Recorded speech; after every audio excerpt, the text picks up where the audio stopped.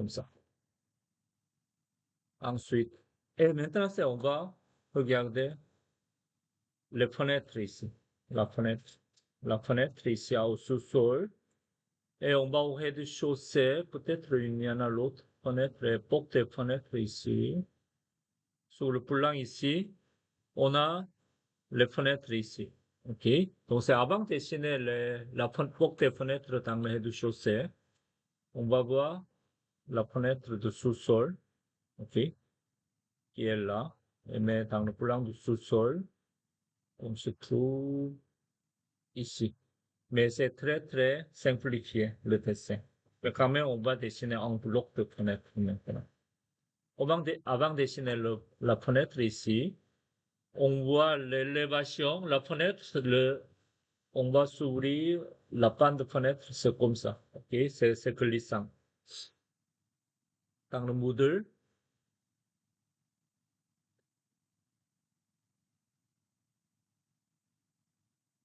dans le plan de fondation, non. Dans le plan de plancher ici, on va commencer la théorie fenêtre, porte-fenêtre ici. OK? Ça, je vais le corriger. C'est ça. La fenêtre ici. Clic. Donc, c'est les éléments de fenêtre. Donc, il y a beaucoup de mots à apprendre, mais en général, on ne va pas tout redessiner dans le dessin de bâtiment. OK? Et en général, on ne dessine pas le détail de fenêtre dans le plan de construction. OK? Mais si vous allez travailler chez fabricant de la fenêtre, il faut le tout dessiner. OK? Comme ça. Il faut tout dessiner, tout le produit. Il faut le tout dessiner. Comme ça. Chez fabricant de la fenêtre. Ça. Donc, c'est juste, on va apprendre le type de fenêtre. Il y en a la fenêtre fixe. On ne peut pas ouvrir cette fenêtre. Fenêtre à battant à l'anglaise, comme ça, OK? Donc, on va dessiner comme ça, OK? Et il faut faire attention ici de ce côté-là. Vous avez la fenêtre qui va s'ouvrir comme ça, OK? En 3D ici, vous devez identifier où est-ce qu'on peut trouver les charnières de la fenêtre ou le pivot, OK? Ça veut dire il y a un petit charnière ici, n'est-ce pas? Charnière est là. Une fois que vous avez identifié à quel côté on se trouve le charnière ici, à dessiner le charnière comme ça et dessiner ligne pointillée dans ce sens-là. C'est bon? Et pour cette fenêtre, le charnière, il est quelque part ici, n'est-ce pas? Il y a un petit pivot. Donc, on va le dessiner. Un point ici et 2 points par là. Et le contraire, c'est lui. Ici, il n'y a pas de charnière. Okay? Parce que c'est la fenêtre coulissante pour notre projet ici. Fenêtre comme ça. Pourquoi j'ai dit ça? Parce que sur le plan, par exemple, si je dessine cette fenêtre en plan, vous avez la fenêtre ici, fenêtre ouverte, et ça va ouvrir comme ça, et comme ça, n'est-ce pas? Vous avez le cadre de la fenêtre qu'on se trouve ici, comme ça. Et sur l'élévation, celui-ci, on se trouve le charnière, on va le dessiner ligne pointillée comme ça. Comme ça. C'est bon? Mais tout à fait la même porte-fenêtre. En Europe, on dessine comme ça. Dans l'autre sens. En élévation. Porte-fenêtre, c'est la même chose. Même chose. Juste à identifier votre charnière est là et là. En Amérique du Nord, on dessine comme ça. Mais en Europe, on dessine comme ça. Mais si vous allez trouver quelques plans sur le Google, des fois, c'est de confusion si vous allez trouver en référence européenne. Donc, on ne va pas travailler avec ça. Juste identifier le charnière sur le plan et dessiner en élévation deux lignes pointillées comme ça. C'est bon? Et ici, c'est le détail en coupe. Ça, c'est la fenêtre en bois. OK? Ici, en haut, pour fixer la fenêtre ici, il faut le renforcer le linteau. On a appris le linteau, n'est-ce pas? Au-dessus de la porte des fenêtres, c'est la même chose. Vous avez une porte ici comme ça. Vous êtes ici, comme ça. Vous avez le montant double. On va mettre double. Et au-dessus, ici, on se trouve le linteau, n'est-ce pas? Linteau. En coupe, on va voir ici. Il y en a trois montants de bois ici, comme ça. Ensuite, c'est tous ces détails-là, c'est vraiment, ça dépend du fabricant. On ne va pas tout décider. Juste, on prend quelques mots. Ces parties-là, en haut, ici, ça s'appelle, c'est ici, on va dire seulement le cadre de la fenêtre, en haut, en bas. Okay? S'il y a la fenêtre est comme ça, vous avez le cadre de la fenêtre. S'il y a le pièce de bois tout au milieu comme ça, avec le verre ici, ça s'appelle, Tandako. Ici, il n'y en a pas. Tu vais trouver dans l'autre document comment ça s'appelle celui-ci. Et ça s'appelle le mono. Mono. On va voir dans l'autre document. Ok. Ça, c'est le premier document de la fenêtre. Et on va voir la porte et la porte-fenêtre ensemble. Ok. Ça. Pour la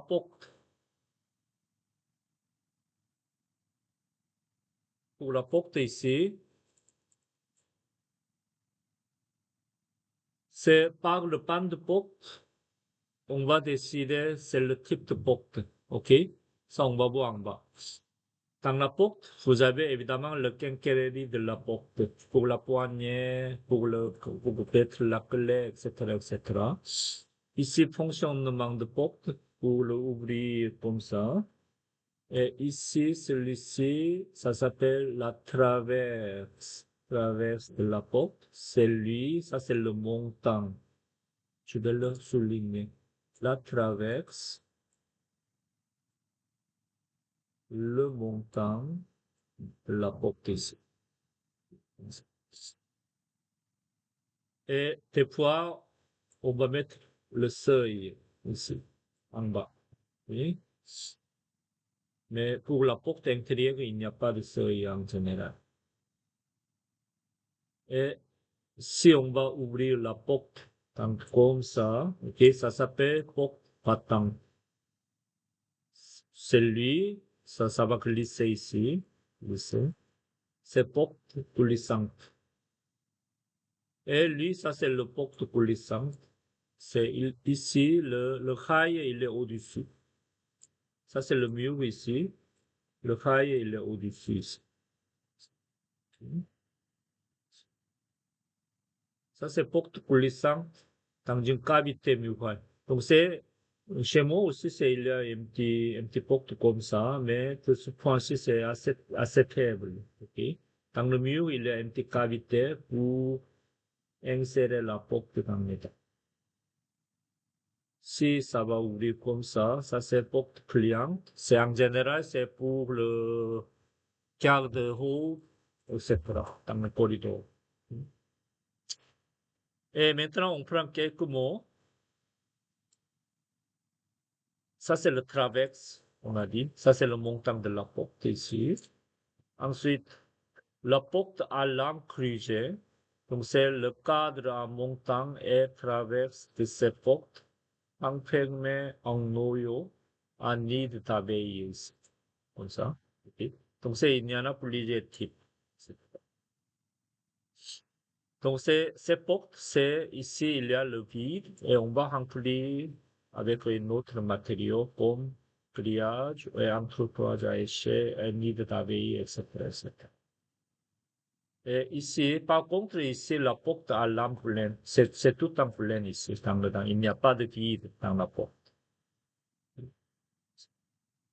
Et la hauteur de la porte ici, évidemment, on peut le personnaliser, mais en général, 6 pieds. 6 pieds 6 pouces, 6 pieds 8 pouces, 6 pieds 10 pouces et 7 pieds. Épaisseur, il y en a deux pour la porte à lame crue. Ici aussi, il y en a épaisseur 1 pouce 3 huitièmes, 1 pouce et quart et 2 pouces à 3 quarts et 2 pouces et quart.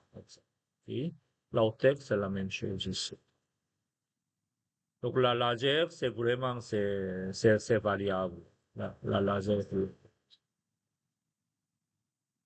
Donc c'est par la finition de la porte, comme apparence, c'est un panneau. Il y en a plusieurs panneaux. Panneau avec Oculus qui est en haut ici comme ça. Et le porte-persienne, porte-fenêtre, c'est la vide ici, c'est la verre est là. Et la porte-fenêtre ici. Tout est vitré ici. Tout est vitré.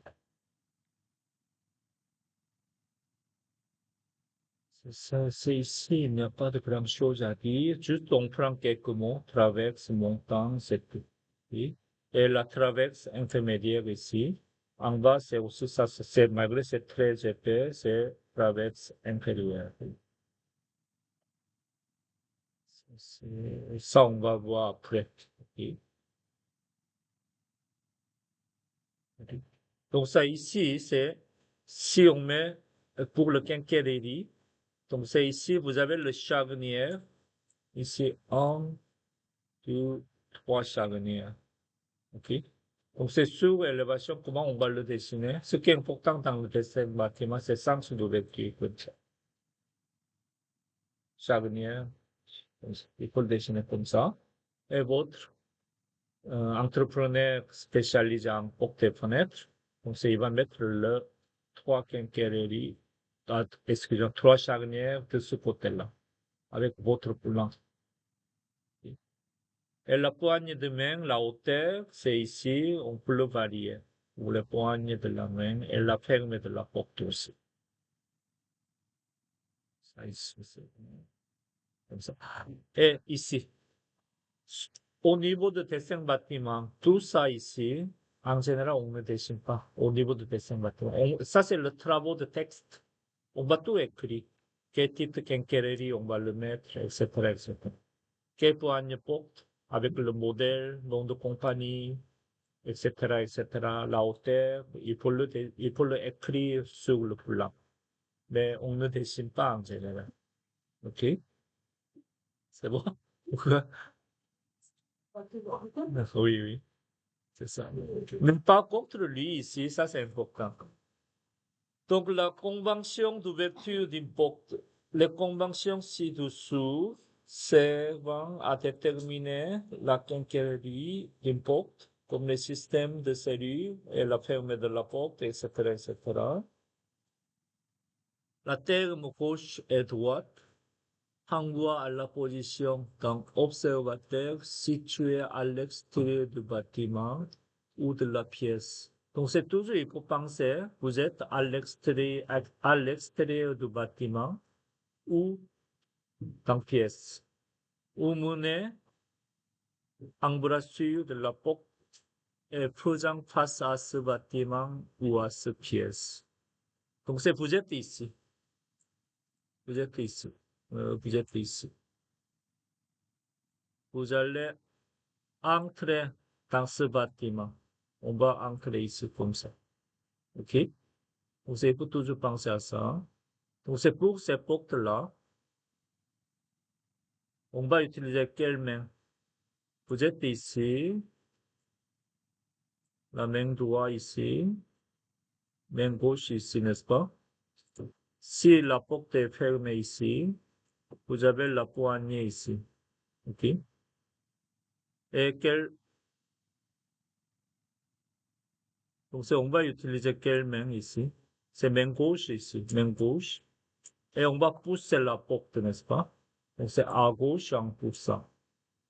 Donc la porte s'ouvre vers l'intérieur du bâtiment ou pièce. OK? Le charnière à gauche ici. Charnière, on se trouve le charnière ici. Donc, si vous êtes ici, main droite, main gauche, à écrire main droite. Donc regardez ici, vous êtes ici, comme ça, tournez à gauche, tournez à droite, et poussez le main droit ici, pour ouvrir cette porte, comme ça. OK? Et pour lui ici, pour ici, vous êtes ici, pour entrer dans cette pièce, on prend le main gauche, tournez à droite, et tirez, comme ça. OK? Tirez comme ça. C'est pas d'exemple, mais par exemple, avec toutes ces types de situations, dans le plan de constitution, il faut créer le tableau de porte, table des portes comme ça. Donc c'est ici, vous avez le porte 1. Ici, il est écrit main.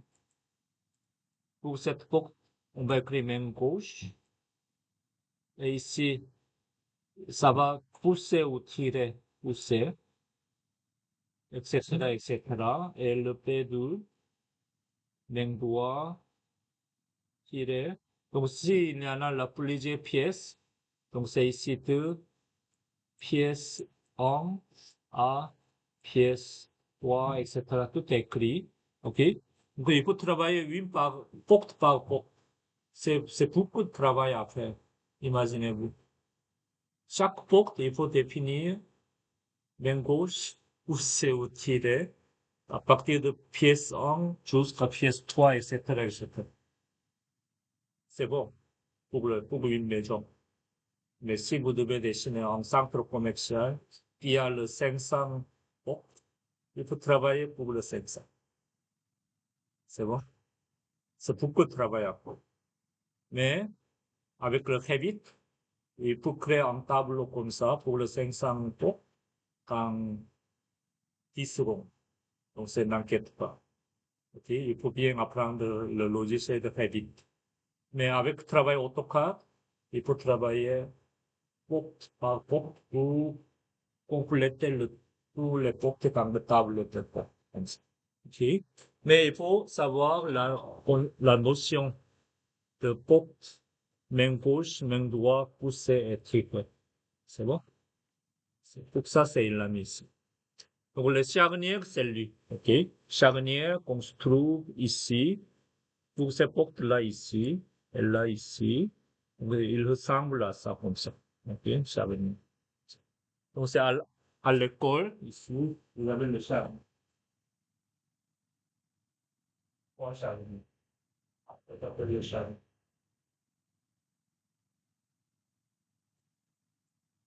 Le dessin. Et le serrure ici, c'est ici la serrure. Ça, on ne dessine pas, on ne dessine jamais dans le plan de construction. Par contre, ici, dans le tableau ici, dans le P2, on va écrire ici modèle. Par exemple, le serrure de fabricant, ça s'appelle Montréal. Le compagnie, ça s'appelle Serrure Montréal. Et le modèle, par exemple, le 3X, 1, 2, 3, etc. Il faut écrire sur le tableau. Donc, ça veut dire qu'on ne dessine pas sur le plan. La poignée aussi. La poignée aussi, on ne dessine pas. Mais on dessine schématiquement. C'est très schématique. Donc, c'est le diamètre, c'est vraiment, c'est variable. Ça dépend de compagnie. La seuil aussi. La seuil, c'est si vous allez une porte dans le mur ici, comme ça. En général, ici, il n'y a pas de seuil parce que c'est le corridor, c'est à l'intérieur. Le local aussi, c'est à l'intérieur. Mais si ça, c'est l'extérieur ici, on a un petit seuil ici, pour ce côté-là. Comme ça.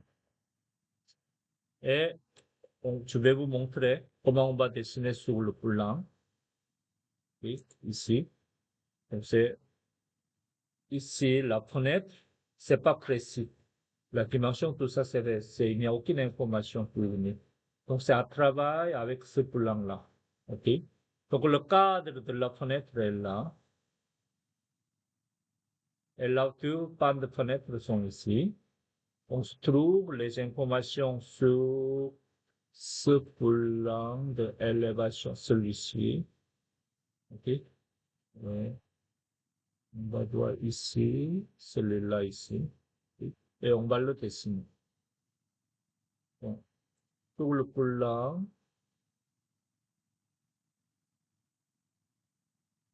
l'information 60, c'est là. La hauteur, c'est 24, donc on ne voit pas sur le plan. Ok. Donc ça, je vais le dessiner. Le cadre de la fenêtre, ça a mesuré de là, à peu près. Juste une seconde. Là. C'est une pouce et 8. OK? Comme ça, vous pouvez dessiner un pouce et demi ou 2 pouces. C'est pas très grave. OK? Je vais le dessiner en pouce et demi. Le cadre de la fenêtre. Ici. Et ici, je vais prendre AL fenêtre.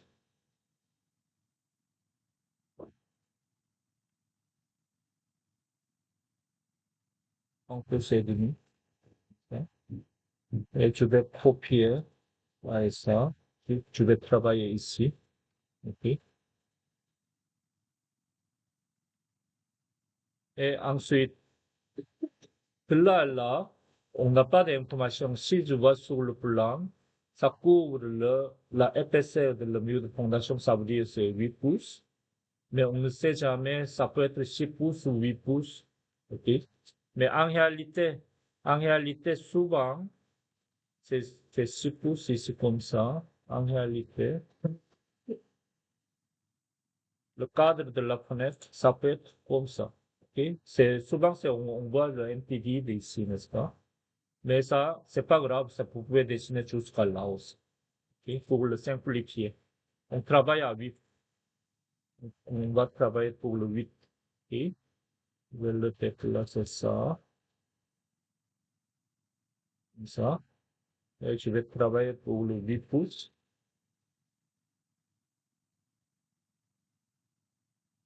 C'est 8 pouces. Attendez.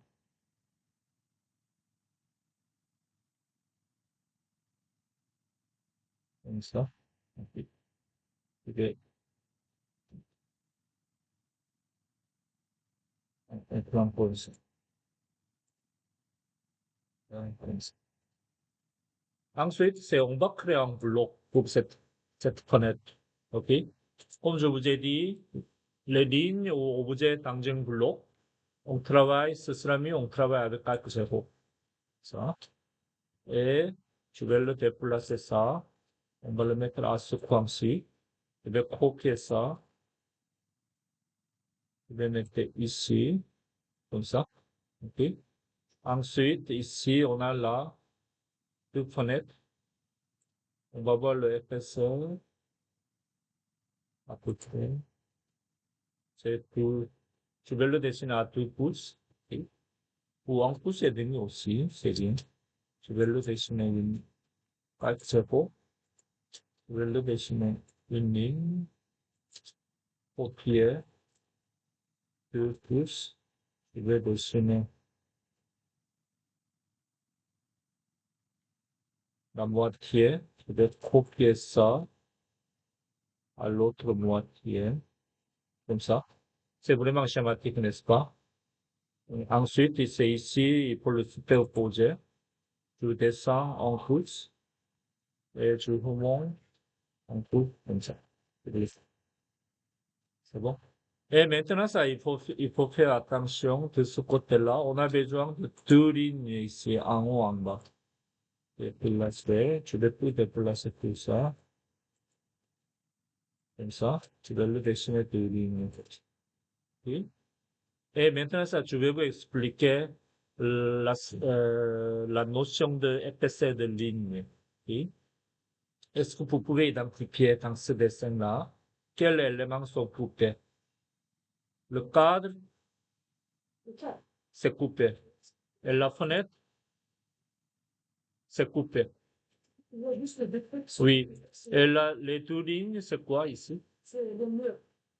Donc, c'est le cadre. C'est le cadre qui est en bas. Ok? Donc, ça, il faut identifier ligne par ligne pour définir la couleur, l'épaisseur des lignes. Ok? Ça, je vais le redessiner très rapidement. Excusez-moi, c'est pas pour lancer.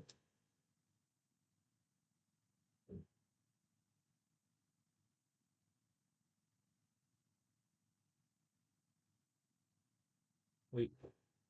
Juste, je vais vous montrer ça.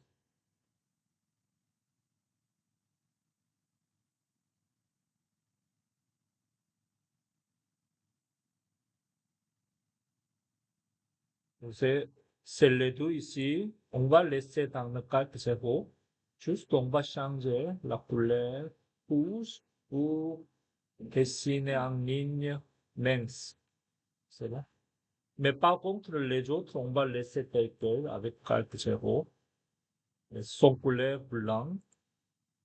Comme ça. Ok. Ça, on va voir ici maintenant. En 3D, vous avez la fenêtre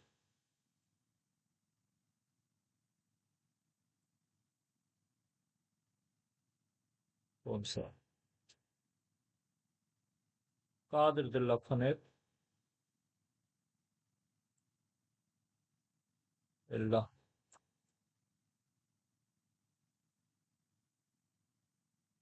N'est-ce pas? Ensuite, vous avez, juste je vais dessiner une partie de la fenêtre ici.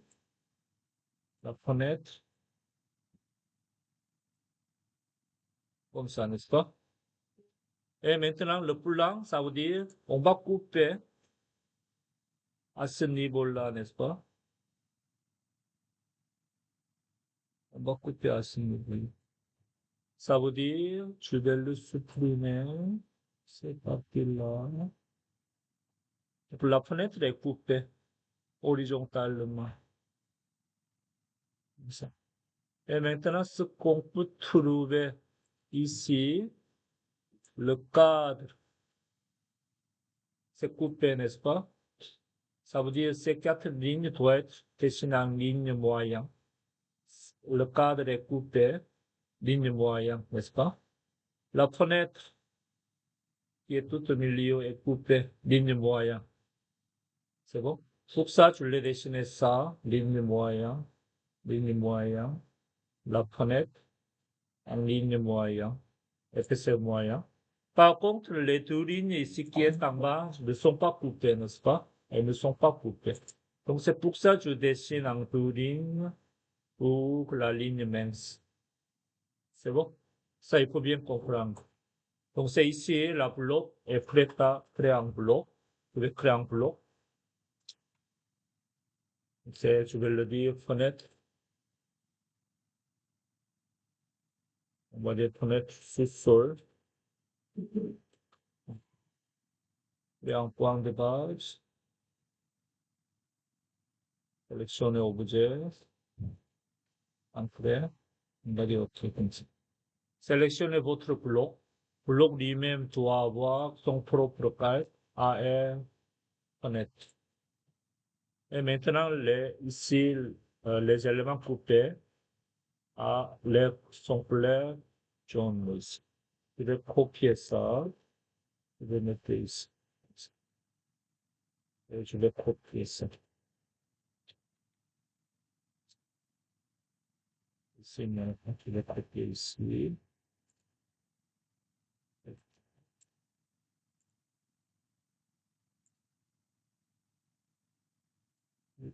Attention. Et placer. Comme ça. C'est bon? On va dessiner les quatre fenêtres dans le plan de sous-sol. OK? Avant dîner.